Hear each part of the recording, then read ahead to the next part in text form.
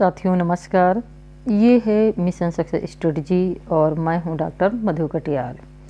Previous years paper revision श्रृंखला में आज हम राजनीति विज्ञान मध्य प्रदेश पीसीएस प्रारंभिक परीक्षा वर्ष 1994 का प्रश्न पत्र हल करेंगे।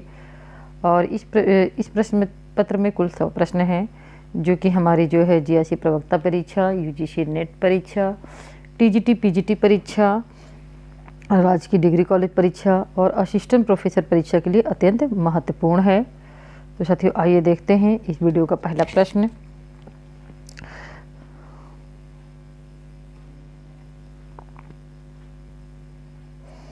राज्य की सर्वोच्च इच्छा ही संप्रभुता है, यह कथन किसका है? तो राज्य की सर्वोपरि इच्छा के रूप में संप्रभुता की परिभाषा बिलोबी ने की है। निम्नलिखित में से संप्रभुता का लक्षण नहीं है। साथियों, मौलिकता, स्थायित्व और अविच्छेद्यता आपके संप्रभुता के लक्षण हैं, लेकिन विभाज्यता संप्रभुता नहीं बल्कि बहुलवाद का लक्षण है। इसके अतिरिक्त आप सर्वोच्चता यानी परम पूर्ण और सर्वजनीनता यानी सर्वव्यापकता, अद्वैता, ये भी संप्रभुता के लक्षण हैं। संप्रभुता के बहुलवादी सिद्धांत की वकालत किसने की है? तो साथियों दिए गए विकल्पों में लास्की बहुलवादी विचारक हैं। कौन सी विचारधारा यह विश्वास करती है कि संप्रभुता निश्चित मानव श्रेष्ठ में निहित है? तो ये विधिपरक विचारधारा विश्वास करती है।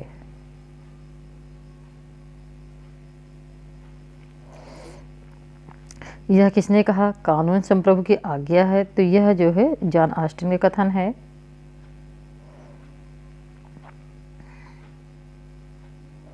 निम्न में से कौन बहुदलीय व्यवस्था का गुण है? तो साथियों देखिए, बहुदलीय व्यवस्था गुण क्या है? देश के विभिन्न मतों का प्रतिनिधित्व, ये बहुदलीय व्यवस्था का गुण है। हाब्स की पुस्तक की रचना की, हाब्स की पुस्तक क्या नाम है? साथियों देखिए, लेवियाथन हाब्स की पुस्तक है, जो कि उसने 1651 में लिखी थी। सोशल कॉन्ट्रैक्ट रूसो की रचना है। Two tradition and government Locke की है और रिपब्लिक प्लेटो की रचना है। लॉक समर्थक थे। तो साथियों लॉक प्रतिनिधि प्रजातंत्र के समर्थक थे। राज की उत्पत्ति की सबसे अधिक मान्य विचारधारा कौन सी है? तो विकासवादी विचारधारा राज की उत्पत्ति की सबसे मान्य विचारधारा है।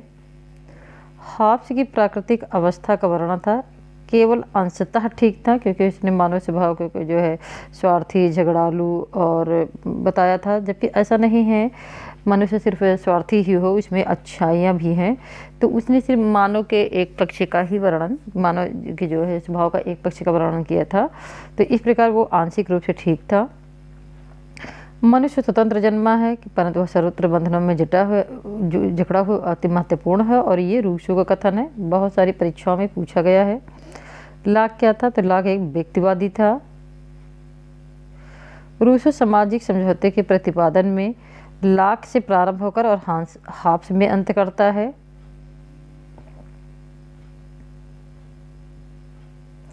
मार्क्स के अनुसार राज्य क्या है? शोषण का एक उपकरण है। अहस्तक्षेप के सिद्धांत का समर्थन किसने किया? तो अहस्तक्षेप के सिद्धांत का समर्थन व्यक्तिवादियों ने किया है। समाजवादी धारणा के अनुसार राज्य को अधिकतम संभव कार्यों को करना चाहिए। कल्याणकारी राज्य को बिना किसी भेदभाव के सबकी आवश्यकताओं की पूर्ति करनी चाहिए। निम्नलिखित विचारकों में से किसने कल्याणकारी राज्य के सिद्धांत का समर्थन किया? तो साथियों सर्वप्रथम पहले टी.एच. ग्रीन, और लास्की भी कल्याणकारी राज्य के समर्थक हैं, लेकिन अगर टी.एच. ग्रीन का विकल्प है तो सबसे पहले हम टी.एच. ग्रीन को टिक करेंगे। कार्ल मार्क्स का विचार था कि राज्य को समाप्त कर देना चाहिए। खाली स्वतंत्रता तथा अमूर्त व्यक्तिवाद का संदेश वह कौन था? तो जी.एस. मिल था, और अर्नेस्ट बार्कर ने इसे माना था।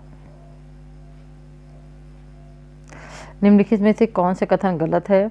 अधिकार मानव के विकास हेतु आवश्यक है, सही है। अधिकार निश्चित होते, यह भी सही है। अधिकार और कर्तव्य में अन्योन्याश्रय संबंध है, यह भी सही। राज्य के बाहर अधिकारों का अस्तित्व संभव है, तो यह गलत है। यह किसने कहा है? जब कभी कानून बनाने और कानून लागू करने का अधिकार एक ही व्यक्ति समूह में निहित होता है तो वहाँ जन स्वतंत्रता कायम नहीं रख सकती। तो उपयुक्त कथन शक्ति पृथक्करण के सिद्धांत का प्रतिपादन करते हुए मॉन्टेस्क्यू ने किया है। स्वतंत्रता उन कार्यों को करने अथवा उन वस्तुओं को उपभोग करने की शक्ति है जो करने तथा उपभोग करने के योग्य है। स्वतंत्रता की यह परिभाषा किसने दी? स्वतंत्रता की यह परिभाषा ग्रीन की है। निम्न में से कौन सा कथन ठीक है? पूर्ण समानता असंभव है। निम्नलिखित विचारों में से लास्ट के कौन सा विचार स्वतंत्रता और समानता एक दूसरे के पूरक हैं? न्याय की आधुनिक अवधारणा कैसी है? तो न्याय की आधुनिक अवधारणा सामाजिक है। बोलने की स्वतंत्रता के अधिकार का प्राय है केवल ऐसा बोलने से जिससे किसी का अपमान न हो। सनकियों तथा झूठों तक को बोलने की पूर्ण स्वतंत्रता प्रदान की है जे.एस. मिल ने। लोकतंत्र का कार्य संचालन किसके अभाव में संभव है? तो राजनीतिक दलों के अभाव में जो है लोकतंत्र का कार्य संचालन असंभव है। निम्नलिखित लोकतंत्र की परिभाषाओं में सीले के द्वारा परिभाषा कौन सी है? तो सत्य आइए देखते हैं। लोकतंत्र शासन का वह भाग है, लोकतंत्र शासन का वह रूप है जिसमें हर व्यक्ति का योग हो। एक्चुअली में ये इसकी जो एक्चुअल शब्दावली है वो ऐसे है, लोकतंत्र शासन का वह भाग है जिसमें प्रत्येक व्यक्ति, लोकतंत्र शासन का वह प्रकार है जिसमें प्रत्येक व्यक्ति का एक भाग हो। ये परिभाषा सीले की है।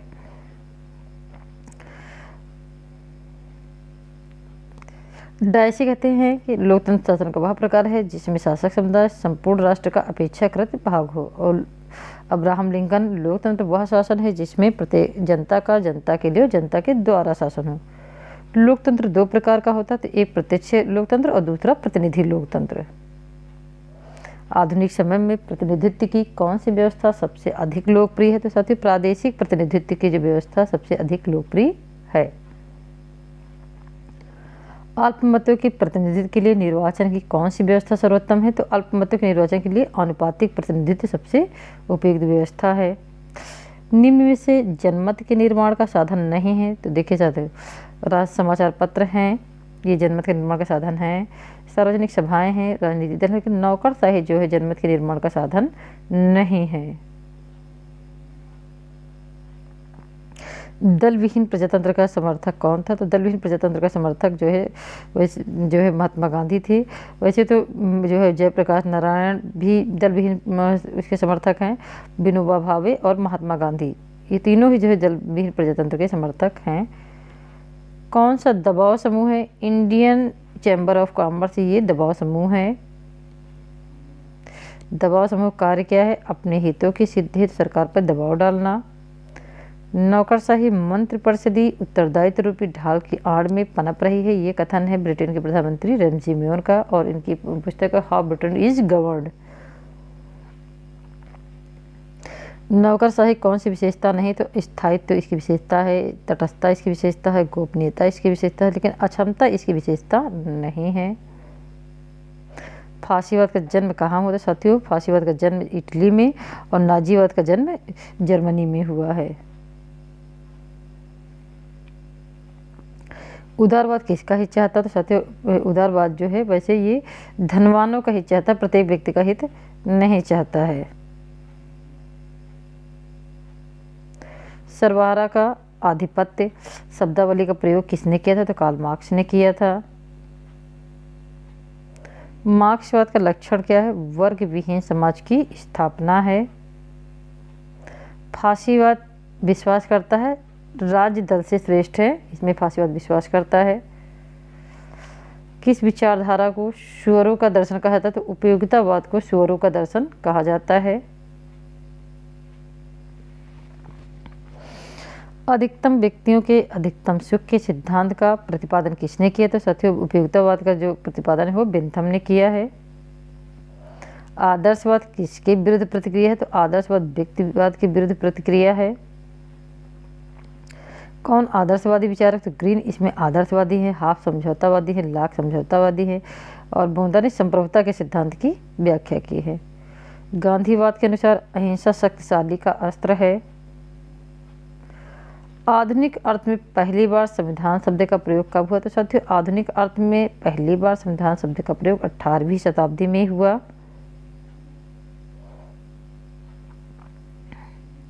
सरकार का प्राचीनतम स्वरूप कैसा है? तो राजतंत्र है। संवैधानिक सरकार का अभिप्राय, साथियों संवैधानिक सरकार का अभिप्राय सीमित सरकार से है। निम्नलिखित में से कौन सी विशेषता संविधानवाद की नहीं? तो देखिए विधि का शासन संविधानवाद की विशेषता, शक्ति पृथक्करण संविधानवाद की विशेषता है, सीमित सरकार भी संविधानवाद की विशेषता, लेकिन व्यक्ति की सर्वोच्चता व्यक्तिवाद की विशेषता है, संविधानवाद की नहीं। निम्न में से कौन सा कठोर संविधान गुण नहीं? देखिए यह आपातकाल में लाभदायक है, तो ये कठोर संविधान का गुण नहीं है, क्योंकि जो है ये लचीले संविधान का गुण है कि वो आपातकाल में जो है होता है। तो इसके लिए एक विशेष व्यवस्था होती है, जिसके विशेष प्रक्रिया अपनाकर ही इसमें जो है परिवर्तन किया जाता है, इसलिए जो है यह आपातकाल की स्थिति में उत्तम नहीं होता है।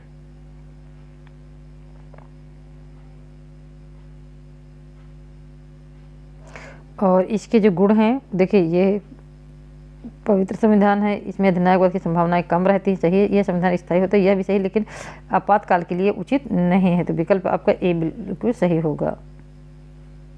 अध्यक्षात्मक शासन में राष्ट्रपति राज्य और सरकार दोनों का प्रधान होता है। संसदीय सरकार का क्या अर्थ होता है? तो साथियों संसदीय सरकार का अर्थ होता है वह सरकार जिसमें मंत्रिपरिषद संसद के प्रति उत्तरदायी है। संसदीय सरकार अधिक लोकतांत्रिक होती है, क्योंकि इसमें जनमत की अपेक्षा करने पर सरकार को हटाया जा सकता है। अध्यक्षात्मक शासन में मंत्रिपरिषद के सदस्य राष्ट्रपति के प्रति उत्तरदायी होते हैं। संघात्मक राज्यों में स्वतंत्र न्यायपालिका आवश्यक है। क्यों? क्योंकि केंद्र और राज्य के मध्य झगड़ों का निपटारा करने के लिए।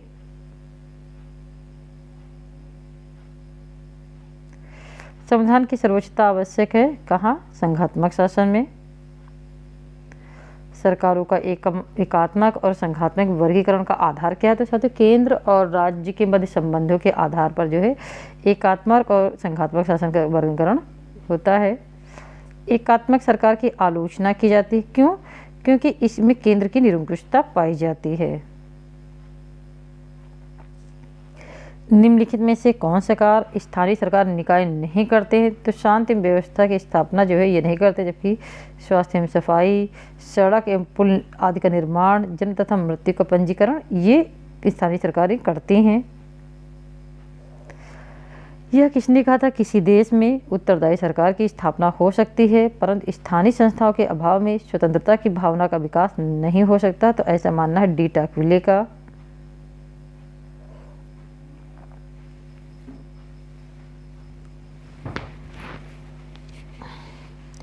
निम्न में से किस देश में राज्य स्थानीय सरकारी निकायों पर न्यूनतम नियंत्रण रखता है? तो साथियों संयुक्त राज्य अमेरिका में राज्य स्थानीय सरकारी निकायों पर न्यूनतम नियंत्रण रखता है। हाल के वर्षों में स्थानीय निकायों पर राज्य का नियंत्रण पर्याप्त रूप से घटा है। महात्मा गांधी ने किस पुस्तक को लिखा? तो साथियों देखिए डिस्कवरी ऑफ इंडिया, ये जवाहरलाल नेहरू की है। गीता रहस बाल गंगाधर तिलक की। सत्यार्थ प्रकाश जो है आपके स्वामी दयानंद सरस्वती की। My experiment with truth Mahatma Gandhi की रचना है। भारत ग्रेट ब्रिटेन का उपनिवेश इसलिए बन सका क्योंकि भारत के लोगों में एकता का अभाव था। सुभाष चंद्र बोस ने स्थापना की थी। साथियों देखिए यहाँ पे जो प्रश्न है, एक और प्रश्न उसमें आया था प्रश्न पत्र में कि आज़ाद हिंद फौज की। तो साथियों आज़ाद हिंद फौज की स्थापना नहीं की थी सुभाष चंद्र बोस ने, इन्होंने इसका पुनर्गठन किया था, क्योंकि इसकी स्थापना रास बिहारी बोस और मोहन सिंह ने की थी।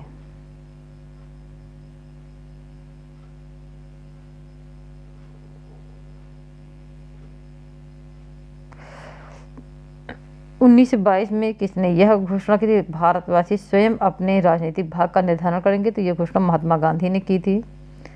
कैबिनेट मिशन योजना के अनुसार संविधान सभा की सदस्य संख्या कितनी होनी चाहिए थी? 389 होनी चाहिए थी।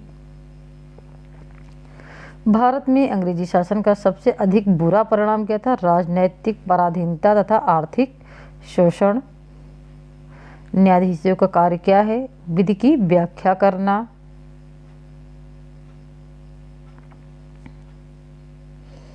भारत का संविधान कैसा है? तो भारत का संविधान साथियों कठोर और लचीला दोनों, क्योंकि इसमें संशोधन की प्रक्रिया जो है साधारण प्रक्रिया और विशेष प्रक्रिया दोनों अपनाई जाती हैं।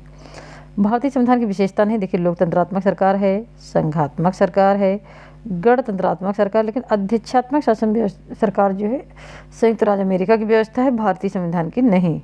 भारतीय संविधान कैसे? एकात्मक और संघात्मक दोनों का सुखद मिश्रण है।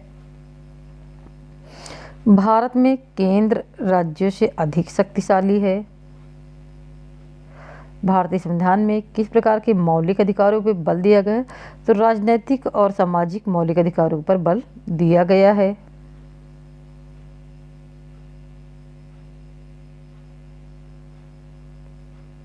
साथियों, भारत के संविधान में दिए गए मूल कर्तव्य क्या है? केवल गैर नागरिकों के लिए हैं। गैर नागरिक सभी नागरिकों के लिए हैं। निम्नलिखित में से कौन सा मूल कर्तव्य नहीं? संविधान का पालन करना आपका मूल कर्तव्य है। देश की एकता तथा अखंडता की रक्षा करना यह भी मूल कर्तव्य है। सार्वजनिक संपत्ति की सुरक्षा करना यह भी मूल कर्तव्य। अपने धर्म का पालन करना मूल कर्तव्य नहीं है। भारतीय संविधान में राज्य के नीति निर्देशक तत्वों को सम्मिलित करने का उद्देश्य क्या है? सामाजिक और आर्थिक लोकतंत्र की स्थापना करना। नीति निर्देशक तत्वों के अनुसार राज्य कितनी वर्ष की आयु तक के सभी बच्चों के लिए निःशुल्क एवं अनिवार्य शिक्षा प्रदान करेगा? तो ये 14 वर्ष के बच्चों के जो है निःशुल्क और अनिवार्य शिक्षा प्रदान करेगा। निम्नलिखित में से कौन सा कथन ठीक है? तो यह है मौलिक अधिकार न्याय योग्य नहीं है, यह गलत है। राज्य के नीति निर्देशक तत्व न्याय योग्य हैं, यह भी गलत है। मौलिक अधिकार तथा राज्य के नीति निर्देशक तत्व दो समान रूप से न्याय योग्य नहीं है, ये भी गलत है। मौलिक अधिकार न्याय योग्य हैं। भारत का उपराष्ट्रपति राज्यसभा का पदेन सभापति होता है। भारतीय संसद में प्रत्यक्ष निर्वाचित, अप्रत्यक्ष रूप से निर्वाचित तथा नामांकित सदस्य होते हैं। भारत में संसद के सदस्यों का निर्वाचन किसकी देखरेख में होता है? निर्वाचन आयोग की देखरेख में होता है। भारत का राष्ट्रपति जो है राज्य का प्रधान है।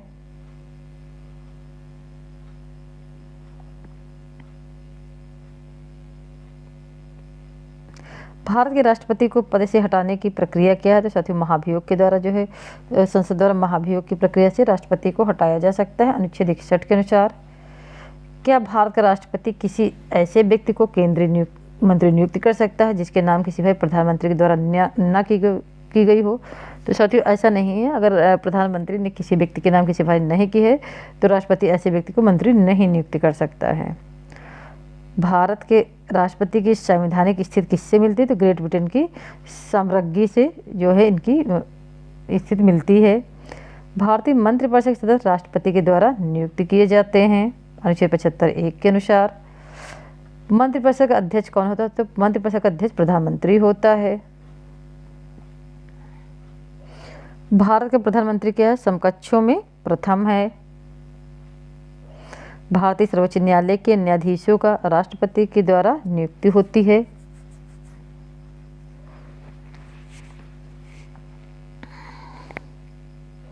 भारत में न्यायिक पुनरावलोकन का अधिकार किसे? सर्वोच्च न्यायालय तथा उच्च न्यायालय दोनों को है। भारत के सर्वोच्च न्यायालय के न्यायाधीशों की सेवानिवृत्ति की आयु कितनी है? तो 65 वर्ष है और उच्च न्यायालय के न्यायाधीशों की जो सेवानिवृत्ति आयु 62 वर्ष है। निम्नलिखित में से कौन सा कथन ठीक है? अमेरिका का संघ भारतीय संघ से अधिक संघात्मक है, यह कथन बिल्कुल सही है। कौन सा कथन ठीक है? अमेरिका की सीनेट में राज्यों का समान प्रतिनिधित्व होता है जबकि भारत में राज्यसभा में राज्यों का असमान प्रतिनिधित्व होता है, यह बिल्कुल सही है। निम्नलिखित में से कौन सा कथन ठीक है? सोवियत संघ में राज्यों को केंद्र से विलग होने का या अलग होने का अधिकार था, तो यह बिल्कुल सही है। और इस वीडियो का अंतिम प्रश्न भारत की संसदीय शासन व्यवस्था कैसी है, तो ये कहाँ से ली गई, ये ग्रेट ब्रिटेन से ली गई। पूरा वीडियो देखने के लिए साथियों धन्यवाद। और हमारा वीडियो कैसा लगा हमें ज़रूर बताइए। वीडियो को हमारी लाइक कीजिए, कमेंट कीजिए और शेयर कीजिए और चैनल को सब्सक्राइब कीजिए। धन्यवाद।